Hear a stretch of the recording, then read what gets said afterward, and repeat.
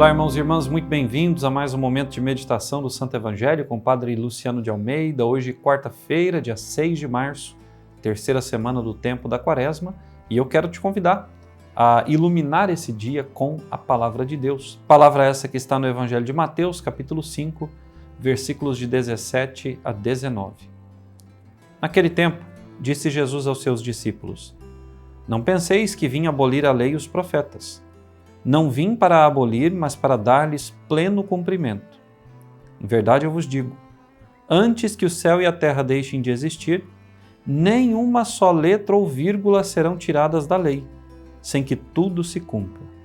Portanto, quem desobedecer a um só destes mandamentos, por menor que seja, será considerado menor no reino dos céus. Porém, quem os praticar e ensinar, será considerado grande no reino dos céus. Palavra da salvação, glória a vós, Senhor. Irmãos caríssimos, na sequência daquele diálogo entre Jesus e Pedro, que falavam do perdão, daquilo que a lei orientava acerca do perdão, 7 vezes eu deveria perdoar o meu irmão se ele pecasse contra mim, o 7 na Sagrada Escritura lembra a perfeição, mas Jesus, quando vai dizer que eu não devo perdoar até 7, mas 70 vezes 7, quer dizer a nós que, a perfeição é infinita. A perfeição vai muito mais além do que somente aquelas 7 vezes, ou seja, eu devo perdoar sempre. Esse diálogo de Jesus com os discípulos hoje vem nos dizer que, apesar de Jesus ter dito que se deveria perdoar 70 vezes 7, não apenas 7 vezes, ele não havia vindo para retirar do coração do homem a lei, mas para fazer com que a lei fosse plenamente cumprida. 70 vezes 7 é cumprimento perfeito da lei. Por quê? Porque Deus perdoa sempre, eu devo perdoar sempre. Deus ama incondicionalmente, eu devo amar incondicionalmente. Deus age com misericórdia, eu devo ser misericordioso. Deus vê além das aparências, eu também sou chamado a enxergar para além das aparências. Quem é o grande discípulo de Jesus? É aquele que cumpre com perfeição a lei do Senhor Deus, ou seja, que vive a palavra de modo coerente e correto. Há tanta gente que diz viver a palavra, há tanta gente que diz amar a Jesus, há tanta gente que diz amar o próximo, mas na realidade a sua prática foge da perfeição cristã, foge daquilo que Deus quer. Porque há muita gente que vive um cristianismo de fachada, se apresenta como bom, mas na hora do vamos ver, como dizemos nós brasileiros, na hora do pega para capar, não agem conforme a palavra orienta, não têm os mesmos sentimentos e as intenções de Cristo, não vivem conforme Deus espera que um discípulo seu viva.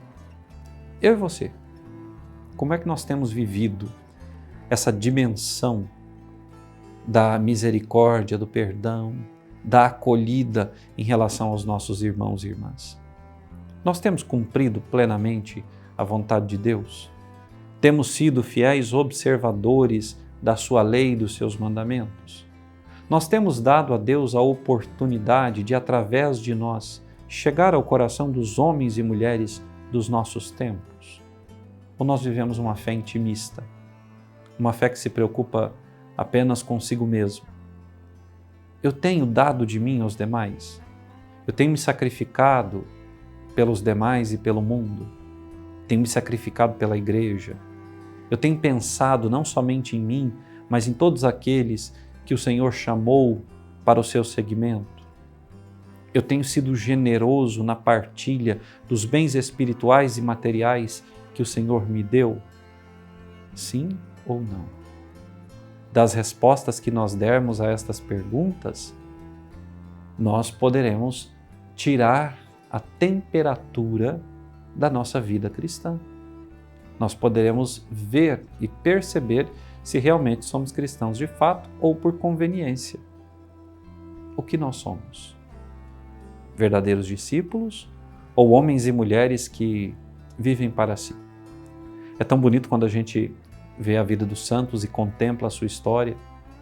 quando nós vemos que eram homens e mulheres que davam tudo de si pelos outros, que não se importavam com as ofensas recebidas, que não estavam nem aí para essas questões humanas de prestígio, de bem-querer, mas que procuravam única e exclusivamente cumprir a lei do Senhor, sem tirar dela uma vírgula.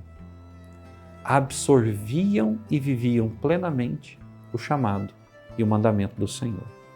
Hoje, nesse dia, eu te convido, vamos dar um passo definitivo em direção à vivência plena do chamado que Deus nos faz. Vamos caminhar em direção ao céu, pressurosos, sempre nos lembrando que se nós tivermos alguma coisa contra o nosso irmão, que nós o procuremos para resolver. Sempre nos lembrando que pelo caminho nós vamos encontrar pessoas necessitadas, às quais nós devemos dar atenção e também, se for possível, um pouco daquilo que nós temos, material e espiritualmente falando. Vamos, é isso que Deus espera de nós. Que Deus te abençoe e até amanhã.